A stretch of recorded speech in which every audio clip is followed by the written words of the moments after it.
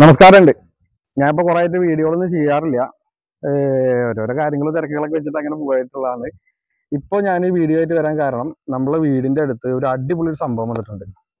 കുറച്ച് റീൽസും കാര്യങ്ങളൊക്കെ ആയിട്ട് കുറച്ച് വൈറലായിട്ടുള്ള സംഭവമാണ്. അത് നമ്മളെ വീടിൻ്റെ അടുത്തായതുകൊണ്ട് പിന്നെ അത് കുറച്ച് ചെയ്യാൻ വൈകിയത് എന്തെന്ന് വെച്ചാൽ അതിൽ നിറഞ്ഞുകൊണ്ടിരിക്കുന്ന വെള്ളമൊക്കെ ഒന്ന് തെളിഞ്ഞ് നല്ല നീല കളറായി കാണണം. അത് നിങ്ങൾക്ക് അങ്ങനെ കാണിച്ചു തരണം എന്ന് വിചാരിച്ചിട്ടായിരുന്നു. സംഭവം ഏകദേശം ഒരു ക്ലൂ കിട്ടിയിട്ടുണ്ടാവും.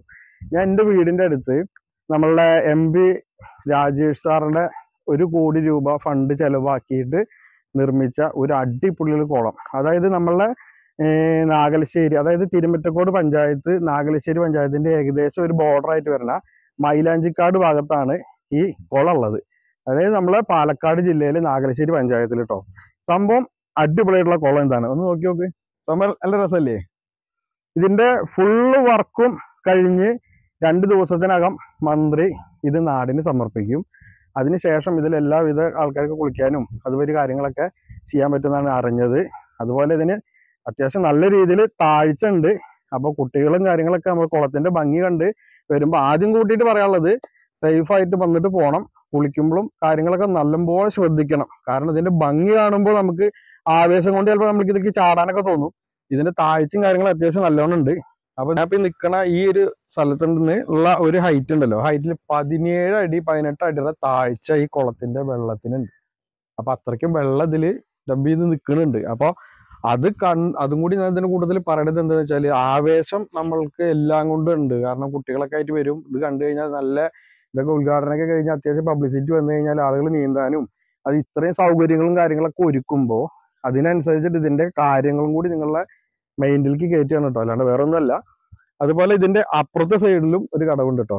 ഈ 2 സൈഡിൽ നിന്നല്ല, ആ സൈഡിലും ഒരു കുളിക്കാനും കാര്യങ്ങൾക്കൊക്കെ ഇറങ്ങാനും കൈവരികളൊക്കെ വെച്ചിട്ട് നല്ലൊരു സെറ്റ് ആക്കിയിട്ടുണ്ട് ആ ഭാഗത്ത്. നല്ല അടിപൊളി തെളിഞ്ഞ വെള്ളമാണ്. സംഭവം കിഡു വരെ കിടക്കുന്നത്. ഈ സംഭവം ഇങ്ങനെ വരാനുള്ള കാരണം ഈ ഭാഗത്ത് നമ്മൾ ഈ ഏരിയയില് കനാല് വഴിയുള്ള ഒരു വെള്ളത്തിന്റെ ഒരു സപ്ലൈ അങ്ങനെ കാര്യങ്ങളൊന്നും ഇല്ല. ഈ ഏരിയയിൽ എന്ന് പറഞ്ഞ കുന്നിന്റെ ഏരിയയിൽ നിന്ന് വെള്ളം ഒലിച്ചു പോകാന്നല്ലാണ്ട് ഇവിടെ കൃഷിയിടങ്ങൾക്കൊന്നും വെള്ളമില്ല. ആ വെള്ളമില്ലാത്തൊരവസ്ഥ കണ്ടിട്ട് ഇങ്ങനത്തെ കുളങ്ങളും കാര്യങ്ങളൊക്കെ സെറ്റാക്കി എടുത്ത് ഇതിലൊക്കെ വെള്ളം നിറഞ്ഞു നിന്ന് കഴിഞ്ഞാൽ പാടശേഖരങ്ങൾക്കൊക്കെ കൃഷിയിലേക്ക് വെള്ളം എടുക്കാൻ പറ്റും എന്നുള്ള ആ ഒരു ആശയത്തിന്റെ ഭാഗമായിട്ട് ഫണ്ട് വകയിരുത്തിയിട്ടാണ് ഈ കുളത്തിനെ ഈ ഒരു കോലത്തിലൊക്കെ ആക്കിയിരിക്കുന്നത്. ഇതിന്റെ ചെറിയൊരു പഴയൊരു ഫോട്ടോ ഞാൻ ഇതിനോട് ആഡ് ചെയ്യാം. കാരണം ഈ കാണുന്ന ഭംഗിയിലുള്ള കുളത്തിന്റെ പഴയ രൂപം എങ്ങനെയായിരുന്നു എന്നുള്ളത് കൂടി നിങ്ങൾക്ക് കാണിച്ചു തരണം. അതുപോലെ ഇതിൽ വേറെ സംഭവം ഉണ്ട് കേട്ടോ. ഇതിന്റെ 4 പുറം കൈവരി കെട്ടിയിട്ട് നല്ല ഭംഗിയാക്കി തീർത്തിട്ടുണ്ട്. അത് പ്രതിഭാഗത്തേക്ക് വന്ന് കാണിച്ചു തരാം. നല്ല സ്ക്വയർ ട്യൂബ് വെച്ചിട്ടേ നല്ല ഭംഗിയിൽ ചെയ്തെടുത്തിട്ടുണ്ട്. ഇതിന് ചുറ്റുപുറം ഈ സംഭവം ചെയ്തിട്ടുണ്ട്. ചുറ്റുപുറം ചെയ്തെടുക്കുന്നതിലേക്ക് ഈ പശുക്കളും ആടുകളൊക്കെ നല്ല 4 പുറമൊക്കെ നടന്ന് മേഞ്ഞ് തിന്നണതാണ്. അപ്പോൾ ഇതിലേക്ക് വെള്ളം കുടിക്കാനോ കാര്യങ്ങളൊക്കെ ആയിട്ട് വരാതിരിക്കാൻ വേണ്ടിയിട്ടൊക്കെ അതൊക്കെ നല്ല സേഫ് ആയിട്ടാണ് ചെയ്തു വെച്ചിരിക്കുന്നത് കേട്ടോ. അതുപോലെ കുളത്തിന്റെ ഭാഗത്ത് വന്നു കഴിഞ്ഞാൽ ജസ്റ്റ് ഇരിക്കാനും കാര്യങ്ങളൊക്കെ ആയിട്ട് വൈകുന്നേരങ്ങളിൽ ഇതൊരു നാട്ടുമ്പുറത്തെ ഒരു ആംബിയൻസ് ആണല്ലോ. അപ്പൊ ഇവിടുന്ന് അങ്ങോട്ട് കാണാൻ ഈ പച്ചപ്പിൽ ഇരുന്ന് നല്ലപോലെ ഇരുന്ന് കാഴ്ചകൾ കാണാനും മാത്രമല്ല അത് ഇവിടെ വന്നിരിക്കുമ്പോൾ ഒരു നേരം പോക്കാണ്. ആ നേരം പോക്കിന് പറ്റിയ സെറ്റ് ആക്കിയിട്ടാണ് ഇതിന്റെ ഒരു രൂപഘടന സെറ്റ് ആക്കി എടുത്തിറക്കണത്. അതുപോലെ ഇതിൽ വേറൊരു സംഭവം എടുത്തു പറയാൻ എന്താണെന്നറിയോ, രാത്രി കാലങ്ങളിൽ ഈ വൈകുന്നേരങ്ങളിലൊക്കെ പുലർച്ചെയൊക്കെ കുളിക്കേണ്ട ഒരു സംവിധാനങ്ങളൊക്കെ വരില്ല. അപ്പൊ നമ്മൾ ശബരിമലയ്ക്കൊക്കെ പോകുന്ന സമയത്തൊക്കെ സ്വാമിമാർക്കൊക്കെ നേരത്തെ എഴുന്നേറ്റ് വന്ന് കുളിക്കുമ്പോഴും അതുമാതിരി നേരം വൈകിട്ടൊക്കെ ആളുകൾക്കൊന്ന് കുളിച്ചു പോകണമെന്ന് വെച്ചാൽ അതിന് ഫുൾ സെറ്റ് ആക്കിയിട്ട് സോളാർ ലൈറ്റും കാര്യങ്ങളും എല്ലാം സെറ്റ് ആക്കിയിട്ടുണ്ട്. ഇതിന് 4 പുറത്തെയും വെളിച്ചത്തോട് കൂടിയിട്ടുള്ള ഫുള്ള് സെറ്റോട് കൂടിയാണ് ചെയ്തിറക്കുന്നത്. അതുപോലെ പിന്നെ ഈ സംഭവം കണ്ടെങ്കിൽ ഇത് കുളിക്കാൻ വരുന്ന ആളുകൾക്ക് എന്തെങ്കിലും ജസ്റ്റ് അപകടം എന്തെങ്കിലും സംഭവിച്ചാൽ ആ സേഫ്റ്റിക്ക് വേണ്ടിയിട്ട് ഇങ്ങനത്തെ സാധനങ്ങൾ ഇത് പോരണുള്ളൂ. ഇത് കൂടുതൽ ഇവിടെ പ്രതീക്ഷിക്കാം നമുക്ക്. അതുപോലെ നമുക്ക് ഇതിന്റെ ചുറ്റുപുറമുള്ള കാഴ്ചകളൊക്കെ നടന്നിട്ട് കണ്ടിട്ട് വരാം. ബാ, ഇത്ര നേരം സംസാരിച്ചായിരുന്നു ഞാൻ അവിടെ നിന്നിട്ടാണ്. ഇത് അവിടെ ഇപ്പുറത്തേക്ക് കാണിച്ചു തരുന്ന ആ കടവാണ് കേട്ടോ.